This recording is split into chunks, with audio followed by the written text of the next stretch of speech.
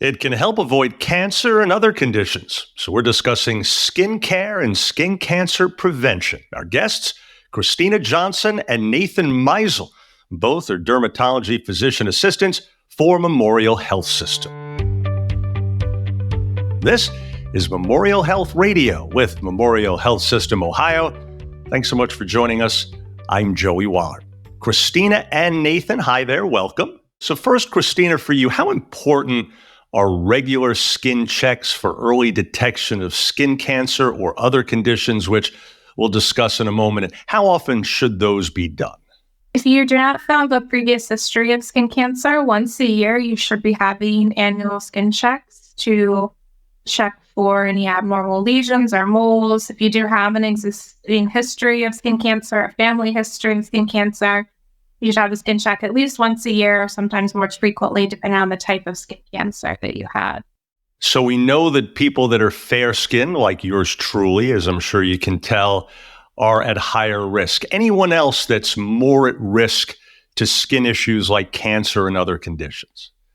Yeah, I mean, there's a number of things that predispose you to skin cancer. Like you said, the lighter Fitzpatrick scale, so how much melanin you have in your skin. Certainly folks that are immunosuppressed, whether they are on rejection medicines or something like that, poses a higher risk. We do know there's some genetic components that make you a bit more susceptible or some of a predisposition for melanoma skin cancers. So Nathan, what are some preventative measures for melanoma and other skin cancers as well? Sure. So sunscreen, sun protection are huge, and starting those as early as possible, because we know a lot of these skin cancers, the non-melanoma skin cancers specifically, are a cumulative sun exposure change. So from the time you're a kid up until adulthood. So big things, I like sunscreen 15 minutes before you go out, reapplying every 80 to 90 minutes if you're out for extended periods of time. That's pretty huge. And if I can get somewhere in a sunscreen of SPF 50, I'm pretty happy with those. Absolutely. How about, Christina, any tips for using sunscreen and also protective clothing in the sun? What are a couple of things maybe people might not be as aware of? So like Nate said, at least an SPF of 50 is ideal, and then reapplying every 80 to 90 minutes. People also often don't use enough sunscreen. So a good rule of thumb is about a shot glass size of sunscreen to treat your entire body. And then obviously if you're sweating, if you're swimming, any kind of water sports, you should be reapplying more often. Sun protective clothing, a wide brim hat, especially one that covers the rims of your ears, is important as well, especially for people that don't love wearing the topical sunscreen. Sun protective clothing can be helpful as well to protect their skin. When we say sun protective clothing, what is that exactly? Well, it has to do with the weave and the type of fabric. Most all clothing is going to provide some sun protective value, but there's some that are marketed specifically for and have done testing to show that they have an SPF of, say, 35 or 50. So those are the ones we're typically referring to. Gotcha. Christina, how about winter skincare advice? We hear so much about this when the warm weather approaches, but skincare is just as important, even if for different reasons in the cold weather, right? Sure. Ideally, you should be wearing sunscreen year-round. We know that skin cancers are more common on the left side of your face compared to the right because you get that extra sun through the car window as you're driving. So even on a cloudy day, even in the wintertime, it should be part of your daily skincare routine to apply sunscreen, at least to your face, your hands, the parts of you that's going to be exposed. So Nathan, how can we adapt other than that to the changing of the seasons and, say, maintaining hydration while combating dryness in our skin when it gets colder? Sure. So hydration is huge. I think that's become a much more prevalent recommendation, is just adequate fluid intake. But from the outside in, moisturizing consistently is really, really important. I tell my patients that you want to shower, and then when you get out, pat dry and start applying moisturizer within 2 to 3 minutes. We know that you will start to evaporate and lose the hydration you've gained from a bath or a shower within just a couple minutes of getting out. So jump out, pat dry, moisturize, then go about your routine. Don't get out, bone dry, brush your teeth or hair, whatever, and then put moisturizer on. It's really important that first 2 to 3 minutes after getting out of the shower. And ideally now is a really good time to start. If you're not someone who's vigilant about moisturizing year round, I would try to really get after it now as we can hopefully prevent the really more intense dry skin come deep winter. Back to you, Christina. And how about talking about the differences in the various types of cancer? What are they? And in a nutshell, what are the different types of skin cancer? So there are several types, but the three main types are basal cell carcinoma, squamous cell carcinoma, and melanoma. Basal cell carcinoma is the most common type of skin cancer. It's typically caused by the sun. It's often seen in sun-exposed areas of the body, and it is sometimes described by patients as a pimple that doesn't want to heal, and then it starts to bleed. They often bleed, they grow, they can sometimes be painful. The second most common type of skin cancer is a squamous cell carcinoma, also often caused by sun exposure. So again, generally seen in sun-exposed areas of the body. These also can grow, they can bleed, they can be painful. Patients sometimes describe these as a scab that doesn't want to heal or go away, and then it starts bleeding. One of the least common types of skin cancers, but possibly one of the most dangerous, is a melanoma. Melanomas can arise in existing moles or in new moles. They are related to sun exposure. There's also a genetic link to them. They can occur anywhere on the body. These are lesions that are often rapidly changing in size, shape, or color. And so, as you pointed out there, Christina, I think one of the keys you mentioned is if someone sees that they have a lesion, a blemish that isn't healing for quite some time, let's say a month or two, that could very well be a sign, right? Especially if it looks like it's just about healed and then it kind of regresses back to where it was, right? Correct. If something is not healing, it's bleeding spontaneously, or you feel that it's changing in size, shape, or color, or if you have a lesion that doesn't look like any of your other lesions, it's certainly worth getting it checked to be safe. Absolutely. Nathan, how is skin cancer typically treated? Because so often it occurs on or around the face, and that's going to be treated typically differently than if it's elsewhere on the body, right? Sure. So we could kind of get in the weeds with the number of each of those types of skin cancers. There's different variants, but really the long and the short is surgical excision is going to be your mainstay of therapy for skin cancers that involve the dermis. And then there are some creams that are available for very superficial skin cancers. And head and neck skin cancers, we typically talk about something called Mohs, which is a skin cancer procedure where they take out only what they perceive to be the cancer, no extra, looked at under the microscope, and then they go back and forth until that cancer is completely resolved.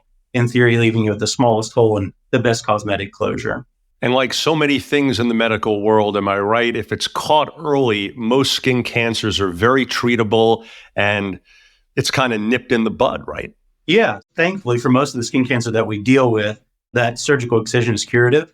Now, we do know that about 50% of folks that get a non-melanoma skin cancer will get another one. So doesn't mean you'll never get another skin cancer. But thankfully, back to your point, even melanoma caught early, 5-year survival is 99% or better. So getting things checked out is paramount. So switching gears a bit, let's discuss a few other skin conditions. Christina, what causes psoriasis and what are the different forms of that? Psoriasis is a genetically linked process. It's an autoimmune disorder. So most people have a genetic predisposition to it. Sometimes it can be turned on by certain illnesses like a strep infection, stress. Sometimes can be random. There's several different types of psoriasis, but the most common type is plaque psoriasis that causes red, scaly to gray, scaly, thick patches and plaques on your elbows, knees, posterior scalp are the most common locations for it. And so, Nathan, how is psoriasis typically treated? Now's a great time to be in practice. I've been at this for about 17 years in dermatology. From where we were to where we are now is dramatically different. So a lot of it's based on severity, both patient perceived as well as clinical severity. So I always try to get a feel for how much does it bother my patients, as well as what we see clinically. We can treat from everything with topical steroids, some non-steroidal topicals, and now we have a whole litany of biologics, which are the injections that work really, really quite well for psoriasis. Back to you, Christina. When we talk about skin conditions, perhaps the granddaddy of them all, as the saying goes, is acne, which of course is largely a concern for younger people. What are the things that cause it most of the time? So acne is multifactorial. Genetics play a role in it. Hormones are a large driving factor, and that's why we often see it in teenagers, young adults. Personal hygiene, there's lots of things that contribute to acne. And so, Nathan, how is acne, how is the run-of-the-mill zit, so to speak, treated most effectively these days? They're coming out with new topicals all the time. And again, I think a theme of my practice is trying to correlate how much does the condition bother the patient and what I'm seeing clinically. So same thing applies to acne. If it's something I think we can treat topical, there's a lot of different topical treatments now. It's not just the old tretinoin, which was the old standby for many, many years. There's lots of combination medicines now. There's some new molecules that go after different mechanisms within acne. So there's lots of topical treatments. There's new oral treatments, everything up to and including Accutane. And when you talk about a topical, I can recall as a kid when I had acne, I tried some of the over-the-counter medications, ointments that were often advertised on TV. Those commercials were big at the time to plug those. And that stuff worked okay. But then my aunt had a prescription medication for acne, and she gave me some of that, and it worked so much better. I remember thinking it was like gold in a tube because it would get rid of it, it seemed like, in hours. I still remember that. How can acne, Nathan, when we talk about scarring, acne scarring, how can that be prevented and treated? Well, I think one of the general themes here is going to be early. You can treat acne early, you can treat skin cancer early. Early is better than waiting. So if we can be proactive and instead of reactionary, then we're going to decrease the likelihood for scarring. And some of it is a genetic predisposition, unfortunately, but a big part of it is treating early. And then in summary here, let's talk about rosacea. Christina, what is it? What causes it?